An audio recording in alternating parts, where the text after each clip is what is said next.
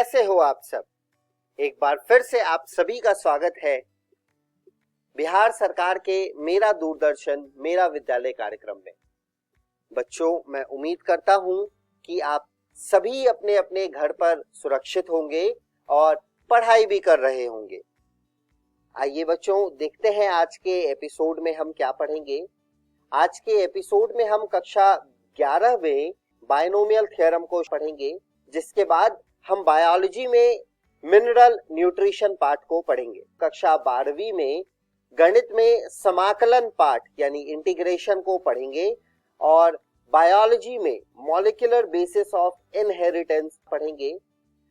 तो चलिए बच्चों, शुरू करते हैं आज का एपिसोड। नमस्कार दोस्तों, आज हम पढ़ेंगे द्विपद प्रमेय। तो चलिए शुरू करते हैं। इस वीडियो में हम द्विपद प्रमेय पर कुछ सवाल करेंगे। तो उदाहरण 1.01 की घात 10 लाख और 10,000 में से कौन सी संख्या पड़ी है। दोस्तों, ऐसे सवालों में हमेशा जो संख्या द्विपद प्रमेय से खोली जा सकती है, हम उसी से शुरुआत करेंगे।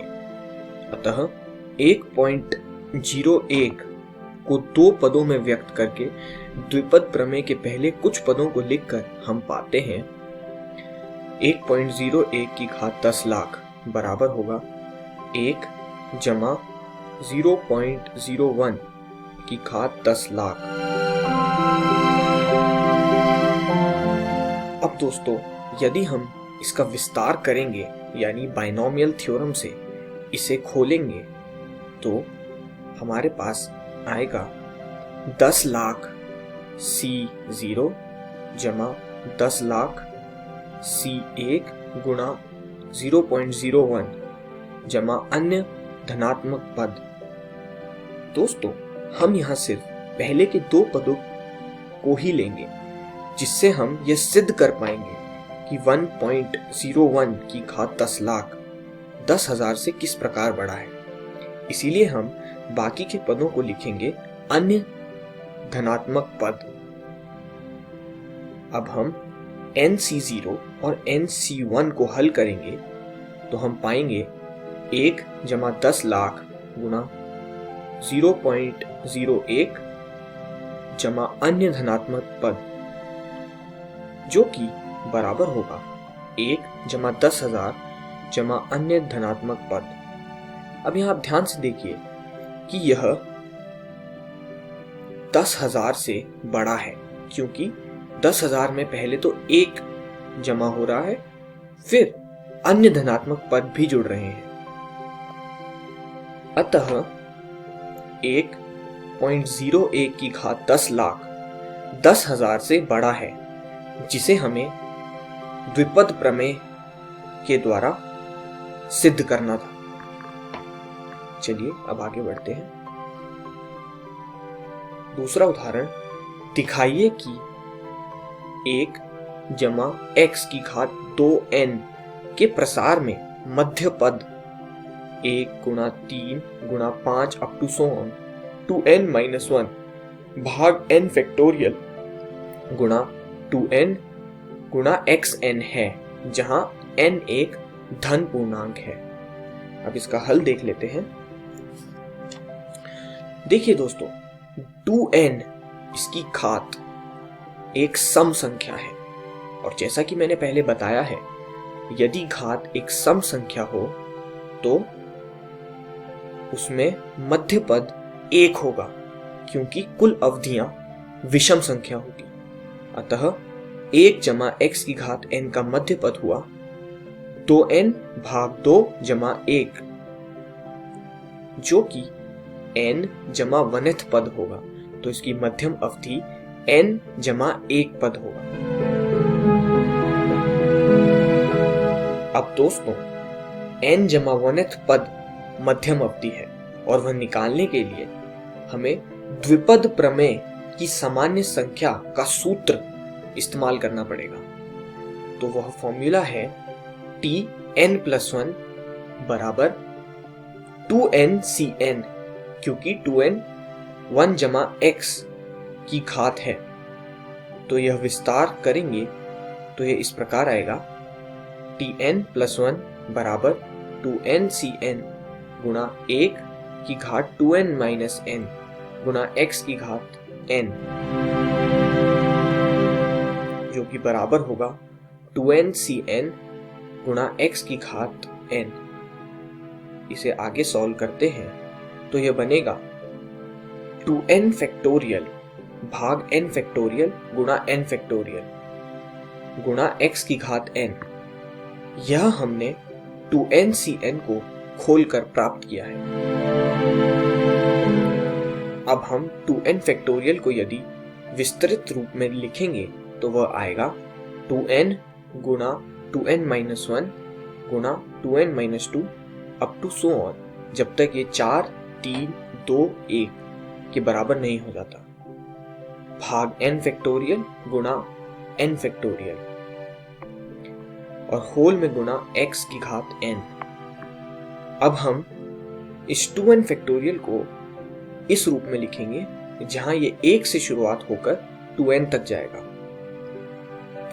अब दोस्तों यहां ध्यान दीजिएगा, मैं सारे विषम गुणांकों को अलग करके लिखता हूं और सारे सम गुणांकों को यानी इवन नंबर्स को अलग कर लिखता हूं, जैसा कि 1, 3, 5 up to so on 2n-1 गुणा 2, 4, 6 up to so on 2n तक, भाग n फैक्टोरियल गुणा n फैक्टोरियल होल गुणा x की घात n। यह मैंने क्यों किया अभी समझाऊंगा। अब मैंने सम गुणांकों से 2 की घात n बाहर ले लिया यानी कॉमन ले लिया। तो यहां आप देख सकते हैं विषम गुणांकों का योग उसी प्रकार रहा तथा सम गुणांकों में से 2 की घात n बाहर लेकर यह बन जाएगा 1 गुणा 2 गुणा 3 जब तक ये n तक जाएगा। अब यह 1 गुणा 2 गुणा 3 up to so on n तक n फैक्टोरियल कहलाएगा। तो यह संख्या बनी 1 गुणा 3 गुणा 5 up to so on 2n तक गुणा n फैक्टोरियल भाग n फैक्टोरियल गुणा n फैक्टोरियल होल में मल्टीप्लाई बाय 2 की घात n गुणा x की घात n। अब हम इसे सॉल्व करके इस प्रकार लिख सकते हैं 1 गुणा 3 गुणा 5 up to so on 2n-1 गुणा 2 की घात n गुणा x की घात n भाग में n फैक्टोरियल, जो कि हमसे प्रश्न में मांगा गया है। आइए अब अगला प्रश्न देख लेते हैं। x माइनस 3 भाग x स्क्वायर होल की घात m, जहां x 0 के बराबर नहीं है और जहां m एक प्राकृत संख्या है, के प्रसार में पहले 3 पदों के गुणांकों का योग 559 है।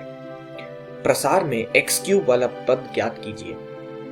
ऐसे प्रश्न में दोस्तों सबसे पहले हम x माइनस 3 भाग x स्क्वायर होल घात m को द्विपद प्रमेय में लिखेंगे और यह कुछ इस प्रकार आएगा। अब आप ध्यान देंगे तो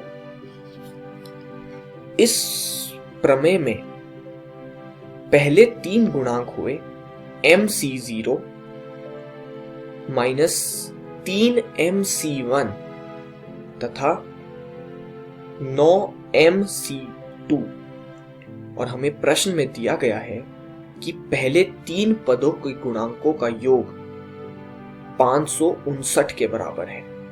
तो हमने पहले 3 गुणांकों का योग करके उसे 559 के बराबर रख दिया। हमें यहां से m की वैल्यू का पता करना है।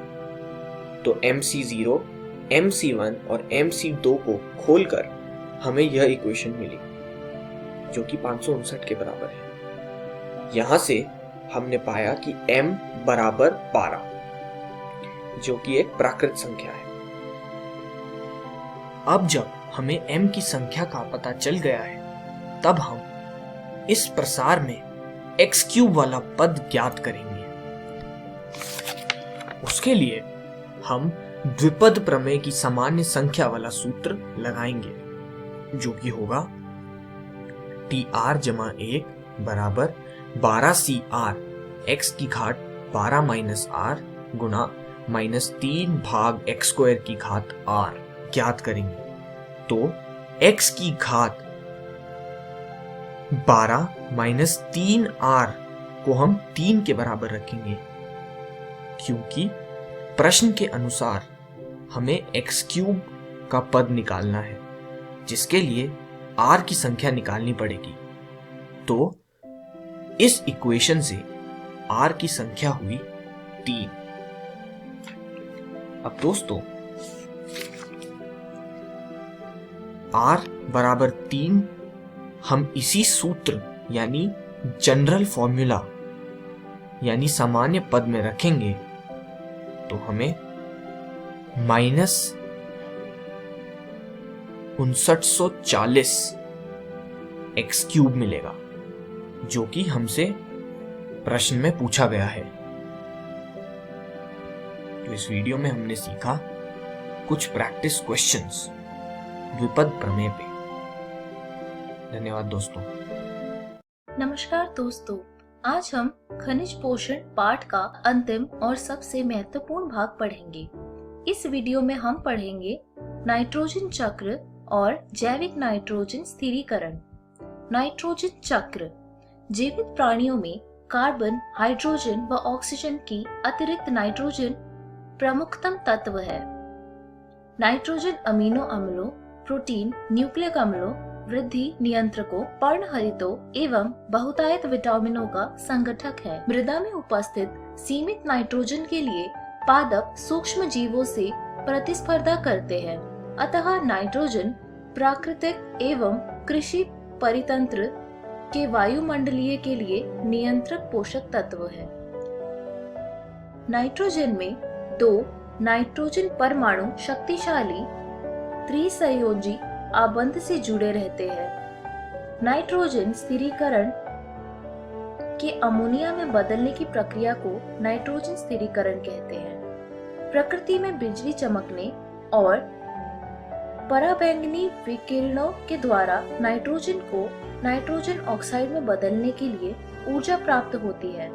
औद्योगिक दहन, जंगलों में लगी आग, वाहनों के धुआं तथा बिजली उत्पादन केंद्र में भी वातावरणीय नाइट्रोजन ऑक्साइड का स्रोत है।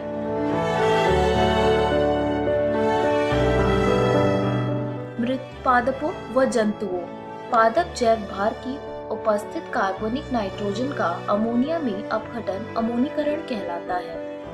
इसमें कुछ अमोनिया वाष्पीकृत होकर पुनः वायुमंडल में लौट जाती है, लेकिन अधिकांश मृदा में उपस्थित सूक्ष्म जीवों द्वारा निम्नानुसार नाइट्रेट में बदल दी जाती है।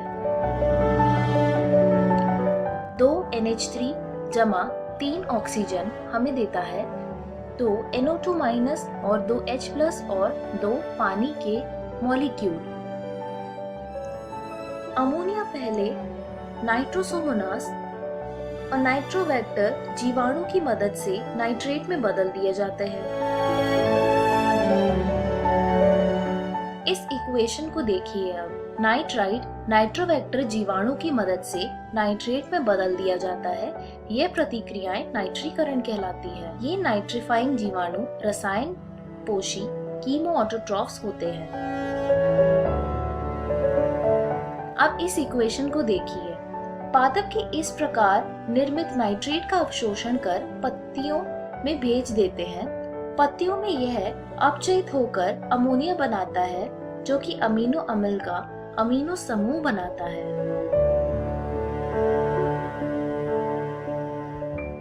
मृदा में उपस्थित नाइट्रेट भी डीनाइट्रीकरण द्वारा नाइट्रोजन में अपचयित हो जाता है। डीनाइट्रीकरण की प्रक्रिया सीडोमोनास व थायोबैसिलस जीवाणु संपन्न करते हैं। जैविक नाइट्रोजन स्थिरीकरण। वायु में प्रचुर मात्रा में उपलब्ध होने पर भी केवल कुछ ही जीव नाइट्रोजन का उपयोग कर पाते हैं। केवल कुछ ही प्रोकैरियोटिक जातियां नाइट्रोजन का स्थिरीकरण कर पाती है। जीवित प्राणियों द्वारा नाइट्रोजन का अमोनिया में अपचयन जैविक नाइट्रोजन स्थिरीकरण कहलाता है। नाइट्रोजिनेज एंजाइम मात्रा प्रोकैरियोट में पाया जाता है। ये सूक्ष्म जीव N2 स्थिरीकरक कहलाते हैं, यानी नाइट्रोजन स्थिरीकरक कहलाते हैं। नाइट्रोजन स्थिरीकारक सूक्ष्म जीव स्वतंत्र या सहजीवी जीवन यापन करने वाले हो सकते हैं। उदाहरण के लिए स्वतंत्र जीवी नाइट्रोजन स्थिरीकारक ऑक्सी सूक्ष्म एजोटोबैक्टर व बेजनिकिया रोडोस्पाइरलम अऑक्सी और स्वतंत्र जीवी है। जो जीवी सिर्फ स्वतंत्र है वो है बैसिलस। स्वतंत्र जीवी नाइट्रोजन स्थिरीकारक, इसके साथ कई नील हरित जीवाणु जैसे एनेबीना, नॉस्टॉक भी स्वतंत्र जीवी नाइट्रोजन स्थिरीकारक है। सहजीवी जैवक नाइट्रोजन स्थिरीकरण के कई प्रकार ज्ञात है। इन सब में प्रमुख लेग्यूम जीवाणु संबंध है। राइजोबियम जीवाणु legume, alpha alpha, sweet clover, मीठा मटर, मसूर, उद्यान मटर, बाकला एवं क्लोवर आदि में इस तरह संबंध बनाते हैं। जड़ों के गांठों के रूप में होते हैं। ये सबसे सामान्य सहजीवन जड़ों की गांठों के रूप में होता है। ये ग्रंथियां जड़ों पर छोटे उभार के रूप में होती है। अलेग्यूमिनोस पादपों जैसे एल्नस की जड़ों में सूक्ष्म जीव पंखियां यानी फ्रैंकिया स्थिरीकरण ग्रंथियां उत्पन्न कराती है। राइजोबियम और फ्रैंकिया दोनों ही मृदा में स्वतंत्र जीवी है, लेकिन सहजीवी के रूप में वातावरण नाइट्रोजन का स्थिरीकरण करते हैं। पुष्पन से पहले किसी सामान्य दाल के एक पौधे की जड़ को उखाड़ें। आप जड़ों में लगभग गोलाकार अतिवृद्धियां देखेंगे। ये ग्रंथिकाएं हैं। यदि आप इन्हें काटेंगे तो पाएंगे कि केंद्रक भाग में ये लाल या गुलाबी रंग की है। यह रंग लेग हीमोग्लोबिन की वजह से होता है। ग्रंथि का निर्माण मेजबान पौधों की जड़ एवं राइजोबियम में पारस्परिक प्रक्रिया के कारण होता है। ग्रंथि का निर्माण के मुख्य चरण इस प्रकार है। राइजोबियम बहुगुणित होकर जड़ों की चारों ओर एकत्रित हो जाती है तथा उपवचयी और मूल रोम कोशिकाओं से जुड़ जाती है। मूल रोम मुड़ जाते हैं तथा जीवाणु मूल रोम पर आक्रमण करते हैं। एक संक्रमित सूत्र पैदा होते हैं जो जीवाणु के जड़ों के कॉर्टेक्स तक ले जाता है, जहां वे ग्रंथि का निर्माण प्रारंभ करते हैं।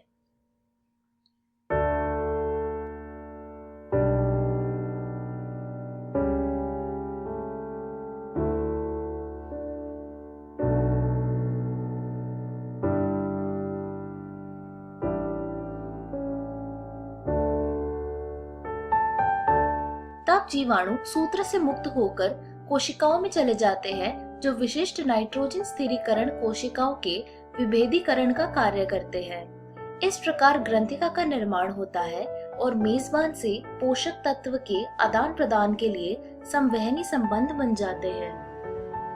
इन ग्रंथिकाओं में नाइट्रोजनस एंजाइम एवं लेग हीमोग्लोबिन जैसे सभी जैव रासायनिक संगठन विद्यमान होते हैं। नाइट्रोजनस एंजाइम तक मोलिब्डेनम फेरस प्रोटीन है, जो वातावरणीय नाइट्रोजन को अमोनिया में परिवर्तन को उत्प्रेरित करता है। यह नाइट्रोजन स्थिरीकरण का प्रथम स्थायी उत्पाद है। इसका समीकरण कुछ इस प्रकार है। अल्फा कीटोग्लूटारिक अम्ल और अमोनिया और NADPH में अगर हम ग्लूटामेट डिहाइड्रोजनेज की मदद लें और इसे निकालें तो ग्लूटामेट और पानी और NADP हमें प्राप्त होता है। सोयाबीन के मूल ग्रंथिका का विकास पहले चित्र में आप देख सकते हैं। राइजोबियम जीवाणु सुग्राही मूल रूम स्पर्श से उसके नजदीक विभाजित होता है। दूसरे चित्र में संक्रमण के बाद मूल रोम में कुंचन प्रेरित होता है। तीसरे में वह संक्रमित जीवाणुओं को भीतरी कॉर्टेक्स में ले जाता है। जीवाणु दंड के आकार के जीवाणु संरचनाओं में रूपांतरित हो जाते हैं और भीतरी कॉर्टेक्स एवं प्रारंभ कोशिकाएं विभाजित होने लगती है। कॉर्टिकल एवं प्रारंभ की कोशिकाओं का विभाजन एवं वृद्धि ग्रंथिका निर्माण की ओर ले जाती है। और चौथे और आखिरी चित्र में संवहनी ऊतकों से पूर्ण एक परिपक्व ग्रंथिका मूल में अविच्छिन्न होती है। डिहाइड्रोजिनेज नाइट्रोजिनेज एंजाइम आणविक ऑक्सीजन के प्रति अत्यंत संवेदी होता है। इसे अनऑक्सी वातावरण की अनिवार्यता होती है। ग्रंथियों में ये अनुकूलता होती है कि उसके एंजाइम को ऑक्सीजन से बचाया जा सके। इन एंजाइम से सुरक्षा के लिए ग्रंथिकाओं में एक ऑक्सीजन उपमार्जक होता है जिसे लेग हीमोग्लोबिन कहते हैं। यह रोचक तथ्य है कि स्वतंत्र जीवी अवस्थाओं में सूक्ष्म जीवी ऑक्सी होते हैं जहां नाइट्रोजनेज क्रियाशील नहीं होता, लेकिन नाइट्रोजन स्थिरीकरण के दौरान ये अनऑक्सी हो जाते हैं जो नाइट्रोजनेज एंजाइम की सुरक्षा करते हैं। ऊपर दिए गए समीकरण में आपने देखा होगा कि नाइट्रोजनेज के द्वारा अमोनिया संश्लेषण के दौरान अत्यधिक ऊर्जा का अनिवार्यता होती है। इस ऊर्जा की आपूर्ति मेजबान कोशिका की ऑक्सी श्वसन से होती है और वे कुछ इस प्रकार दिखती है।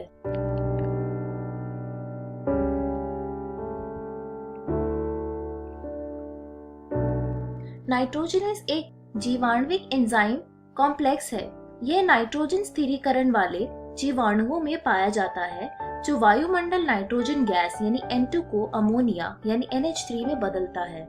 अमोनिया उपापचयित होकर अमीनो अम्ल एवं नाइट्रोजन युक्त यौगिकों का निर्माण करता है। अमोनिया की नीति।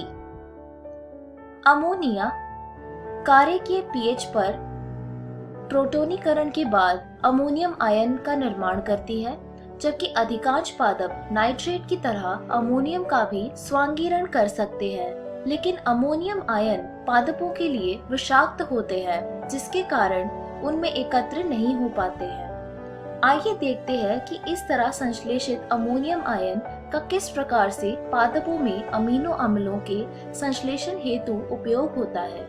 इसके दो मुख्य क्रियाएं हैं। पहला है अपचयित अमीनीकरण। इस प्रक्रिया में अमोनिया कीटाग्लूटारिक अम्ल के साथ क्रिया करके ग्लूटामिक अम्ल बनाता है, जैसा कि नीचे समीकरण में दिया गया है।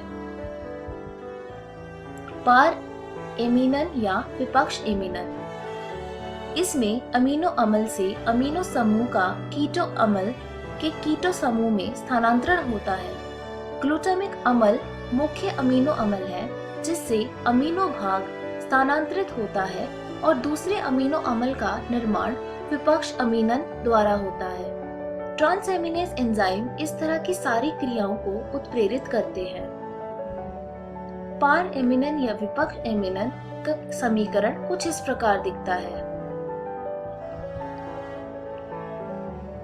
अमीनो संग्राहक पौधों में एस्पर्जिन एवं ग्लूटामिन दो अति मुख्य अमाइड पाए जाते हैं जो प्रोटीन के रचनात्मक भाग है। ये दो अमीनो अम्ल क्रमशः एस्पार्टिक अम्ल और ग्लूटामिक अम्ल से प्रत्येक के 7 अमीनो समूह के जोड़ने से बनते हैं। इस प्रक्रिया में अम्ल का हाइड्रोक्सिल भाग NH2 मूलक से विस्थापित हो जाता है। एमाइड्स में चूंकि अमीनो अम्ल से ज्यादा नाइट्रोजन पाया जाता है। इसके साथ ही कुछ पौधे जैसे सोयाबीन को ग्रंथिकाएं वाष्पोत्सर्जन प्रवाह के साथ स्थिर नाइट्रोजन को यूरिट्स के रूप में भेज देते हैं। इस वीडियो में हमने सीखा नाइट्रोजन चक्र और जैविक नाइट्रोजन स्थिरीकरण, और इस तरह हमारा यह पाठ समाप्त होता है। धन्यवाद।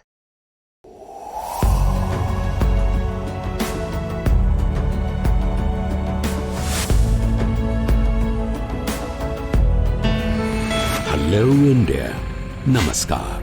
पेरेंट्स के लिए बच्चों को अवार्ड्स मिलने की खुशी सबसे अधिक होती है, और अगर ये अवार्ड्स ऐसे आइडिया इनोवेशन के लिए मिले जो दूसरों की जिंदगी को आसान बना दे तो ये और भी बढ़ जाती है।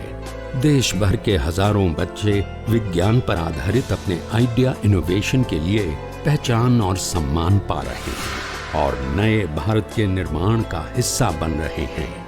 आप भी 6ठी से 10वीं कक्षा में पढ़ रहे अपने बच्चों को DST और NIF द्वारा आयोजित इंस्पायर अवार्ड्स मानक में भाग लेने के लिए प्रेरित करें। अधिक जानकारी के लिए गूगल करें इंस्पायर अवार्ड्स मानक।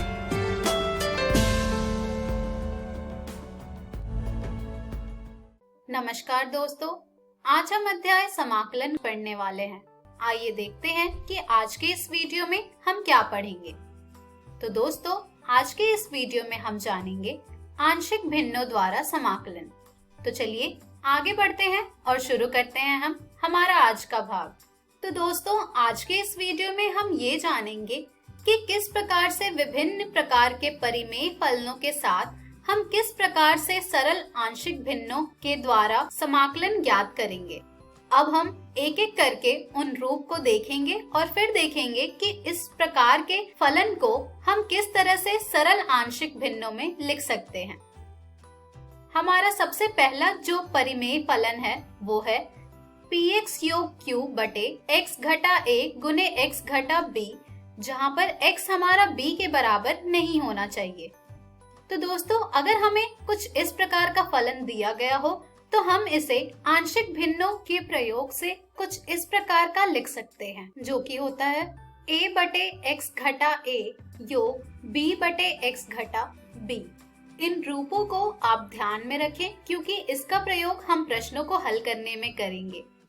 हमारे अगले प्रकार के परिमेय फलन है px योग q बटे x घटा a पूरे का वर्ग, जिसका जब हम आंशिक भिन्नों के रूप में लिखेंगे तो हमें ये प्राप्त होगा बराबर a बटे x घटा a योग b बटे x घटा a पूरे का वर्ग।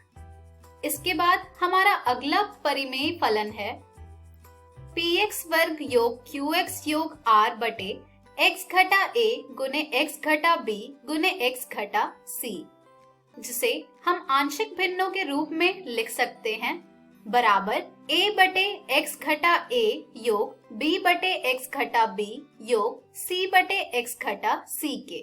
इसके बाद हमारा जो अगला परिमेय फलन होगा इस प्रकार का, जो कि है p गुने x की घात 2 योग qx योग r बटे x घटा a पूरे का वर्ग गुने x घटा b, जिसे हम आंशिक भिन्नों के रूप में लिख सकते हैं a बटे x घटा a योग b बटे x घटा a पूरे का वर्ग योग c बटे x घटा b के बराबर। इसके बाद हमारा जो अगला रूप है वो है px वर्ग योग qx योग r बटे x घटा a गुने x की घात 2 योग bx योग c, जिसे हम आंशिक भिन्नों के रूप में लिख सकते हैं बराबर a बटे x घटा a योग bx योग c बटे x की घात 2 योग bx योग c। तो दोस्तों, ये जो कुछ परिमेय फलन के रूप हैं, इसे आप ध्यान में रखें और ये भी ध्यान में रखें कि इन्हें हम आंशिक भिन्नों के रूप में किस प्रकार से लिख सकते हैं। आइए एक उदाहरण देखते हैं जिसमें हम इसका प्रयोग करेंगे और ज्ञात करेंगे समाकलन आसानी से। हमने जो उदाहरण लिया है वो है समाकलन dx बटे x योग 1 गुने x योग b। तो दोस्तों, इसका समाकलन ज्ञात करना अब हमारे लिए और आसान हो जाएगा आंशिक भिन्नों के द्वारा। अभी अभी आपने देखा था कि इस प्रकार के अगर हमें समाकलन ज्ञात करने को दिए जाते हैं तो इसे हम आंशिक भिन्नों के रूप में किस प्रकार से लिख सकते हैं। तो दोस्तों, 1 बटे x योग 1 गुने x योग b को हम आंशिक भिन्नों के रूप में लिख सकते हैं बराबर a बटे x योग 1 योग b बटे x योग b के, जिसमें आप देख पा रहे होंगे कि हमारे हर में जो फलन है वो बराबर है। तो चलिए यहाँ से हम इसे लिख सकते हैं 1 बराबर a गुने x योग 2 योग b गुने x योग 1 के बराबर। यहाँ से अब हम a और b के मान को प्राप्त करेंगे। तो दोस्तों, इसे हम पुनः हल करेंगे तो हमें ये प्राप्त हो जाएगा 1 बराबर ax योग 2a योग bx योग b।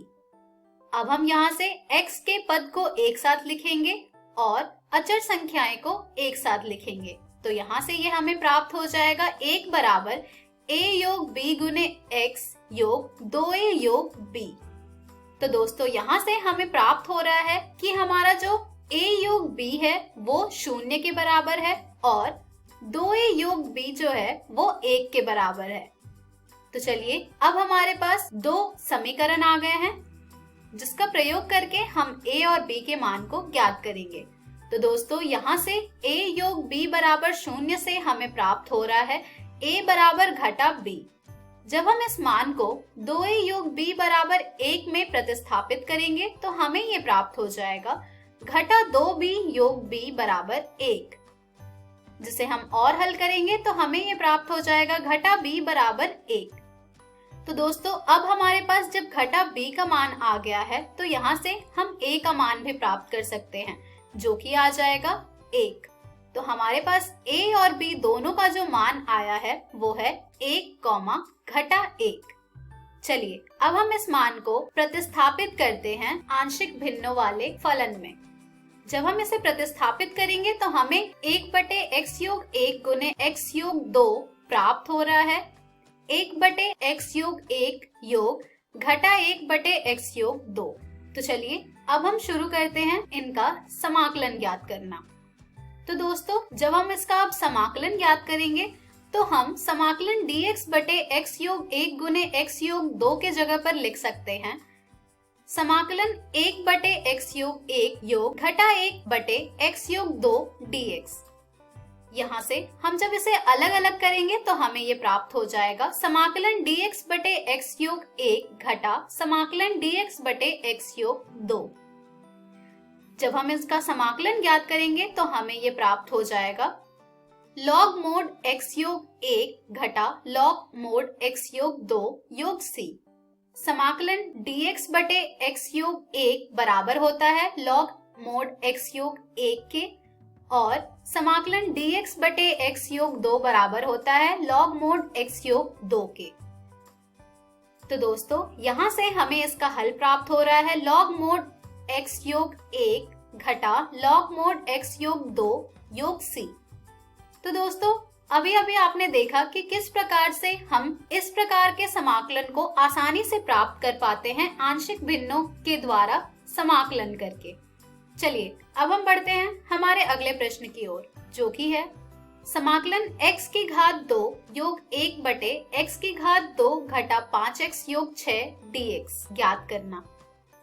आइए देखते हैं कि इस प्रकार के रूप को हम आंशिक भिन्न के रूप में किस तरह से लिख सकते हैं।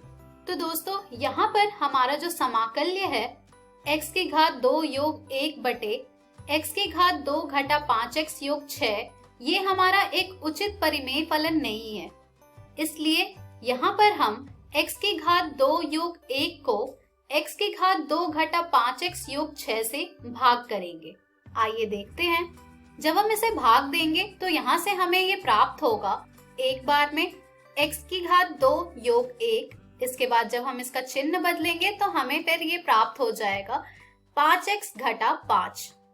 तो दोस्तों x की घात 2 योग 1 बटे x की घात 2 घटा 5x योग 6 को भाग देने के बाद हम इसे लिख सकते हैं 1 योग 5x घटा 5 बटे x की घात 2 घटा 5x योग 6 के बराबर। तो दोस्तों जब हमारा फलन कुछ इस प्रकार से आ जाएगा तो हम इसे आंशिक भिन्नों के रूप में परिवर्तित कर पाएंगे। तो दोस्तों यहाँ से हम 5x घटा 5 बटे x की घात 2 गुने x की घात 3 को आंशिक भिन्नों के रूप में लिख पाएंगे a बटे x घटा 2 योग b बटे x घटा 3। चलिए दोस्तों अब जब हमें ये आंशिक भिन्नों के रूप में प्राप्त हो गया है तो हम आसानी से अब a और b का मान प्राप्त कर सकते हैं। तो यहाँ से जब हम इसे हल करेंगे तो हमें ये प्राप्त हो जाएगा 5x घटा 5 बराबर a गुने x घटा 3 योग b गुने x घटा 2, जिसे हम और हल करेंगे तो हमें ये प्राप्त हो जाएगा 5x घटा 5 बराबर ax घटा 3a योग bx घटा 2b, जिसे हम और हल करेंगे तो हमें ये प्राप्त हो जाएगा 5x घटा 5 बराबर a योग b गुने x घटा 3a योग 2b। यहाँ से हमें दो समीकरण आसानी से प्राप्त हो जाएंगे, जो कि है a योग b बराबर 5 और दूसरा है 3a योग 2b बराबर 5। चलिए अब जब हमारे पास दो समीकरण आ गए हैं तो एक एक करके हम इसे हल करते हैं और प्राप्त करेंगे a और b का मान। पहले समीकरण अर्थात a योग b बराबर 5 को जब हम हल करेंगे तो हमें ये प्राप्त हो जाएगा a बराबर 5 घटा b, जिसका मान जब हम दूसरे समीकरण में प्रतिस्थापित करेंगे तो हमें ये प्राप्त हो जाएगा 3 गुने 5 घटा b योग 2b बराबर 5, जिसे हम और हल करेंगे तो हमें ये प्राप्त हो जाएगा 15 घटा 3b योग 2b बराबर 5, जिसे हम और हल करेंगे तो हमें ये प्राप्त हो जाएगा 15 घटा 5 बराबर b, अर्थात b बराबर 10। अब जब हम b के मान को a बराबर 5 घटा b में प्रतिस्थापित करेंगे तो हमें a का मान प्राप्त हो जाएगा। तो दोस्तों यहाँ से हमें a का मान प्राप्त हो रहा है घटा 5। तो अब हमारे पास a और b दोनों के मान आ गए हैं, जो कि है घटा 5 और 10।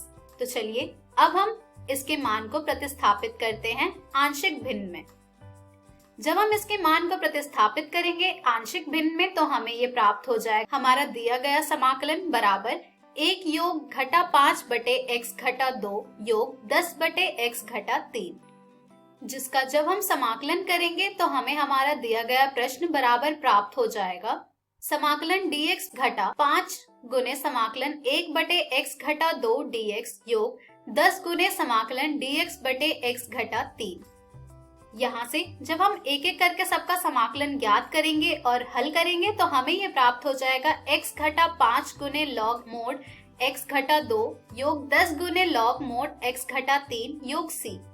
यहाँ पर समाकलन dx को हमने लिखा है x के बराबर, समाकलन 1 बटे x घटा 2 dx को हमने लिखा है log मोड x घटा 2 के बराबर, और समाकलन dx बटे x घटा 3 को हमने लिखा है log मोड x घटा 3 के बराबर। तो यहाँ से दोस्तों हमें इसका समाकलन प्राप्त हुआ है x घटा 5 गुने log मोड x घटा 2 योग 10 गुने log मोड x घटा 3 योग c के बराबर। तो दोस्तों आपने देखा कि किस प्रकार से हम आंशिक भिन्नों द्वारा समाकलन ज्ञात करते हैं।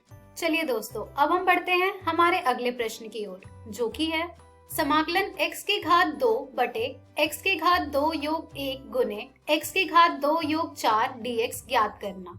तो आइए दोस्तों देखते हैं कि इस प्रकार के प्रश्न को हम कैसे हल करेंगे। इस प्रकार के प्रश्न को हल करने में हमारा जो सबसे पहला चरण होगा वो होगा कि x की घात 2 को हम y मान लें। जब हम x की घात 2 को y मानेंगे तो हमें हमारा दिया गया फलन प्राप्त हो जाएगा y बटे y योग 1 गुने y योग 4 के बराबर, जिसको हम आंशिक भिन्न में आसानी से लिख सकते हैं, जो कि बराबर हो जाएगा a बटे y योग 1 योग b बटे y योग 4 के। यहाँ से जब हम इसे हल करेंगे तो हमें ये प्राप्त हो जाएगा y बराबर a गुने y योग 4 योग b गुने y योग 1 के, जिसे हम और हल करेंगे तो हमें यहाँ से प्राप्त हो जाएगा y बराबर ay योग 4a योग by योग b के बराबर। यहाँ से जब हम y पद को एक साथ करेंगे तो हमें ये प्राप्त हो जाएगा y बराबर a योग b गुने y योग 4a योग b के बराबर। यहाँ से हमें दो समीकरण प्राप्त हो रहा है, जो कि है a योग b बराबर 1 तथा 4a योग b बराबर 0। यहाँ से जब हम पहले समीकरण को हल करेंगे तो हमें यहाँ से a का मान प्राप्त होगा 1 घटा b, जिसे जब हम दूसरे समीकरण में प्रतिस्थापित करेंगे तो हमें ये प्राप्त हो जाएगा 4 गुने 1 घटा b योग b बराबर 0, जिसे हम और हल करेंगे तो हमें ये प्राप्त हो जाएगा 4 घटा 4b योग b बराबर 0, जिसे हम और हल करेंगे तो हमें ये प्राप्त हो जाएगा 4 घटा 3b बराबर 0, जहां से हमें b का मान हमें प्राप्त हो रहा है 4 बटे 3। अब जब हमारे पास b का मान आ गया है तो हम a का मान भी आसानी से प्राप्त कर सकते हैं, जो कि हमें प्राप्त हो जाएगा 1 घटा 4 बटे 3 को हल करके। तो यहाँ से हमें a का मान प्राप्त हो रहा है घटा 1 बटे 3। तो दोस्तों अब हमारे पास a और b दोनों का मान आ गया है, जो कि है घटा 1 बटे 3 4 बटे 3, जिसे जब हम y बटे y योग 1 गुने y योग 4 में प्रतिस्थापित करेंगे तो हमें प्राप्त हो जाएगा घटा 1 बटे 3 बटे y योग 1 योग 4 बटे 3 बटे y योग 4। चलिए अब हम ज्ञात करेंगे इसका समाकलन। जब हम इसका समाकलन ज्ञात करेंगे दोस्तों, उससे पहले हम y के जगह पर x वर्ग प्रतिस्थापित करेंगे। तो जब हम y के जगह पर x वर्ग प्रतिस्थापित करेंगे तो हमें प्राप्त हो जाएगा घटा 1 बटे 3 गुने x की घात 2 योग 1 योग 4 बटे 3 गुने x की घात 2 योग 4।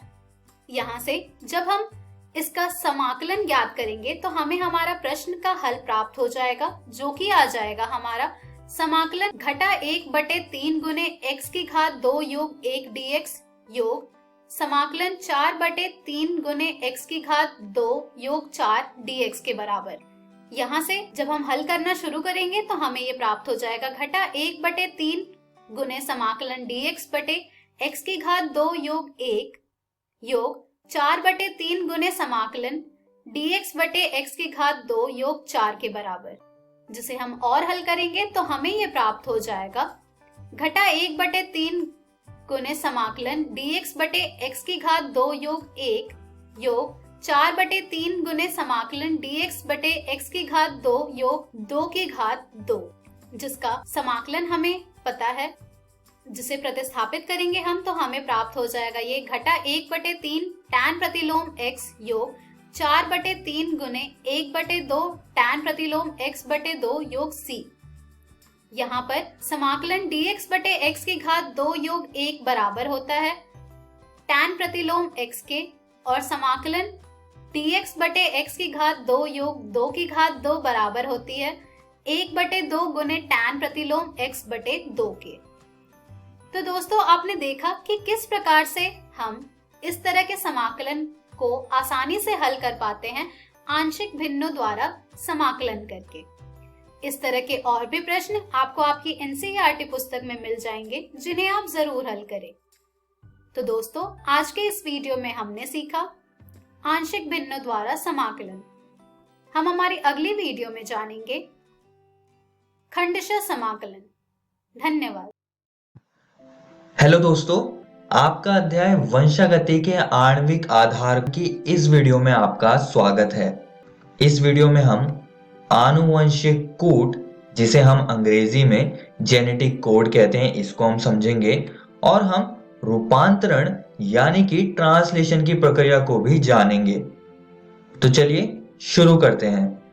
अब दोस्तों इस समय तक हमको पता चल गया है कि अनुलेखन की प्रक्रिया से डीएनए से एमआरएनए बनता है और बाद में इस एमआरएनए से प्रोटीन बनता है, और इस प्रक्रिया को हम रूपांतरण यानी कि ट्रांसलेशन कहते हैं, और इसके बारे में हम इस वीडियो में विस्तार से पढ़ेंगे। अब ये जो सारी प्रक्रियाओं के बाद जो भी आउटपुट या प्रोटीन बन रहा है, तो ये सारी की सारी चीजें कहीं ना कहीं अनुक्रम के आधार पर होती है। अगर न्यूक्लिक अम्ल में कुछ बदलाव होता है तो अमीनो अम्ल भी बदल जाएगा। इसी से आनुवंशिक कोड यानी कि जेनेटिक कोड की परिकल्पना का प्रतिपादन हुआ, जो प्रोटीन संश्लेषण के दौरान अमीनो अम्लों को निर्धारित करता है। अब ये आनुवंशिक कूट होता क्या है उसको हम जान लेते हैं। आनुवंशिक कूट प्रोटीन में आनुवंशिक सामग्री, जिसमें कि डीएनए या एमआरएनए अनुक्रम होता है, के भीतर एनकोडेड जानकारी का अनुवाद करने के लिए जीवित कोशिकाओं द्वारा उपयोग किए जाने वाले नियमों का समूह है। अब दोस्तों हम ऐतिहासिक पहलू को समझेंगे कि ये सारी चीजें हम लोगों ने कैसे समझी।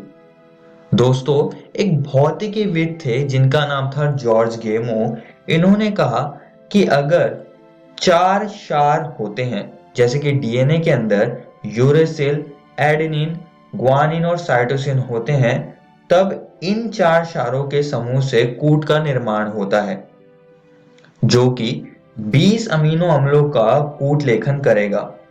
और ये कूट 3 के समूह में होते हैं, 3 न्यूक्लियोटाइड से ये बनते हैं, जैसे कि यूएसी आनुवंशिक कूट ये कोड करता है टायरोसिन प्रोटीन को। लेकिन उस समय ये सारे विचार बहुत ही ठोस थे, क्योंकि अगर हम 3 न्यूक्लियोटाइड्स को लेके आनुवंशिक कूट बनाएंगे जो कि 20 अमीनो अम्लों का कूट लेखन करेगा, तो यहाँ पर अगर आप थोड़ा सा गणित करें तो यहाँ पर 64 हमें समूह मिलेंगे, समूहों के प्रकार, जिन्हें हम प्रकूट कहते हैं, यानी कि कोडोन्स। और अगर आप देखें तो 20 अमीनो अम्लों के लिए ये 64 प्रकूट बहुत ही ज्यादा हैं। फिर बाद में कुछ वैज्ञानिक आए, जैसे कि मार्शल डब्ल्यू नेरेनबर्ग, जे हेनरिच मेथाई और हरगोविंद खुराना ने कहीं ना कहीं इस बात का प्रमाण दिया कि प्रकूट त्रिक होते हैं। दोस्तों यहां देखिए, यह एक टेबल है जिसमें कि प्रकूटों को मैंने दिखाया हुआ है। ये कई अमीनो अम्लों का कूट लेखन करते हैं। प्रकूट का प्रथम स्थिति, द्वितीय स्थिति और तृतीय स्थिति कुछ ऐसे पैटर्न में दिखाई हुई है मैंने, जो कि आप टेबल के अंदर देख सकते हैं। और दोस्तों आप यहां पर देख सकते हैं कि कुछ प्रकूट तो एक ही प्रोटीन के लिए कोड कर रहे हैं, जैसे कि UUU और UUC जो ये आनुवंशिक कूट है, ये फिनाइल एलेनिन प्रोटीन के लिए कोड कर रहे हैं। और ऐसा और भी कई जगह पर आप देख सकते हैं। और यहाँ पर स्टॉप लिखा है और इन्हें हम स्टॉप कोडोन्स यानी कि रोध प्रकूट कहते हैं, जो कि किसी भी चीज के लिए कूट लेखन नहीं करते हैं। आइए दोस्तों अब आनुवंशिक कूट की प्रमुख विशेषताएं देख लेते हैं। प्रकूट त्रिक होता है। 61 प्रकूट अमीनो अम्ल का कूट लेखन करते हैं, वह 3 प्रकूट कूट लेखन नहीं करते हैं। इस कारण से यह रोध प्रकूट यानी कि स्टॉप कोडोन के रूप में कार्य करता है। कुछ अमीनो अम्ल का कूट लेखन एक से अधिक प्रकूटों द्वारा होता है, इस कारण से इन्हें अपह्रासित कूट कहते हैं। प्रकूट दूध आरएनए में लगातार पढ़े जाते हैं, ये बीच में रुके हुए नहीं होते हैं। कूट लगभग सार्वभौमिक होते हैं। उदाहरणार्थ जीवाणु से मनुष्य में UUU फिनाइल एलेनिन का कूट लेखन करता है। इस नियम के कुछ अपवाद सूचकणिका प्रकूट व कुछ आदि जंतुओं जैसे कि प्रोटोजोआ में मिलता है। AUG दोहरा कार्य करते हैं। यह मिथ्योनिन का कूट लेखन करता है। यह एक प्रारंभक प्रकूट के रूप में कार्य करता है। UAA, UAG और UGA रोध प्रकूट हैं। तो ये सारी बातें आप सभी दोस्तों को याद रखनी है। आइए दोस्तों अब आगे बढ़ते हैं और अंतरण आरएनए अनुकूलक अणु को समझ लेते हैं। अब दोस्तों शुरुआती समय से ही जब आनुवंशिक कूट आया था, तब फ्रांसिस क्रिक, जिन्होंने जेम्स वॉटसन के साथ मिलकर डीएनए की द्विकुंडली संरचना को प्रस्तावित किया था, उनके अनुसार एक अनुकूलक अणु होगा जो कि एक तरफ से कूट को पढ़ता होगा और इसके दूसरी तरफ विशिष्ट अमीनो अम्ल जुड़ जाते होंगे। बाद में फिर इस अनुकूलक अणु को टीआरएनए कहा गया। टीआरएनए यानी कि अंतरण आरएनए कहा गया। अब ये टीआरएनए है क्या, इसको हम जान लेते हैं। प्रोटीन संश्लेषण में एक वाहक अणु महत्वपूर्ण है। यह अमीनो अम्ल को राइबोसोम तक लाता है और आनुवंशिक कूट को पढ़कर प्रोटीन बनाता है। आइए दोस्तों अब इसकी कुछ और महत्वपूर्ण बातें जानते हैं। तो टीआरएनए कुछ ऐसा दिखता है। आप इसमें अमीनो अम्ल यानी कि अमीनो एसिड को भी देख सकते हैं कि वो कहां पर होता है। वास्तविक संरचना के अनुसार अंतरण आरएनए सघन अणु है जो कि उल्टे एल की तरह दिखाई देता है। तो असलियत में जो टीआरएनए है उसका जो संरचना है वो कुछ ऐसी होती है, उल्टे एल की तरह होती है। प्रत्येक अमीनो अम्ल के लिए विशिष्ट अंतरण आरएनए होता है। प्रारंभन हेतु दूसरा विशिष्ट अंतरण आरएनए होता है जिसे प्रारंभक अंतरण आरएनए कहते हैं।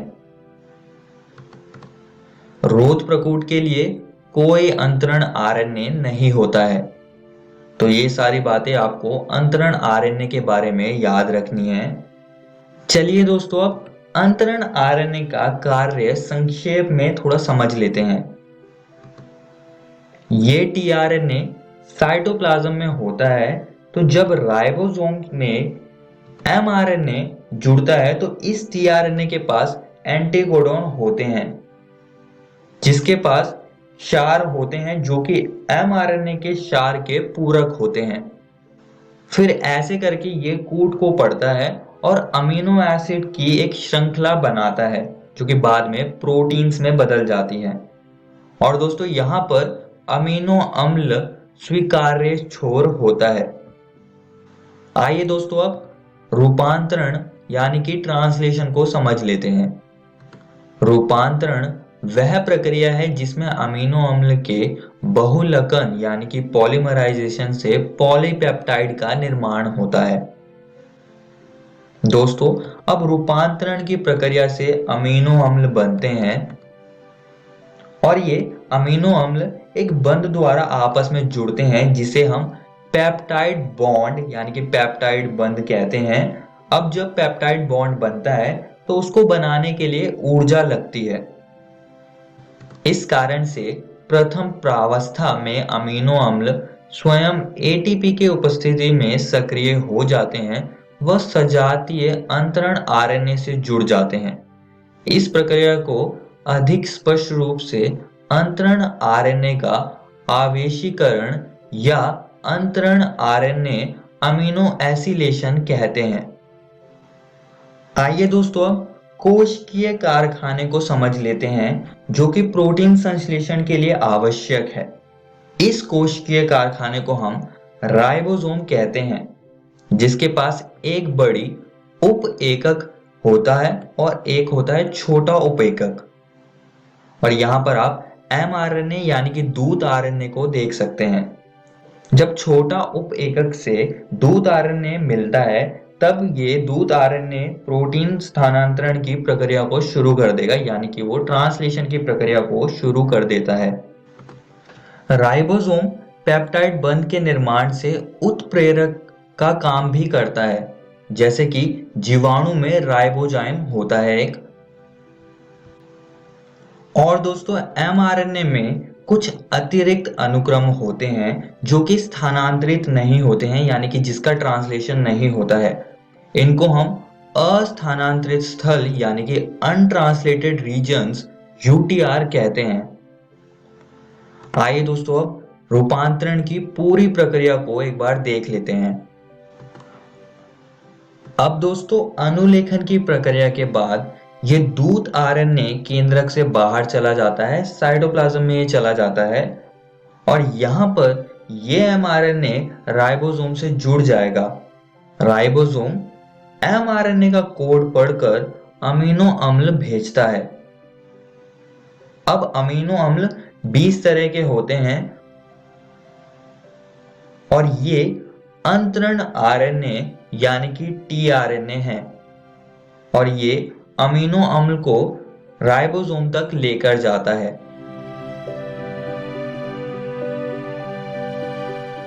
अब दोस्तों एक बार में सिर्फ 3 कोड पढ़े जाएंगे। अब जब एक त्रिक पढ़ा जाएगा तो अमीनो अम्ल उत्पन्न होता जाएगा tRNA द्वारा। ऐसा करके अमीनो अम्ल की एक श्रृंखला बन जाएगी जो कि बाद में प्रोटीन्स बना देगी।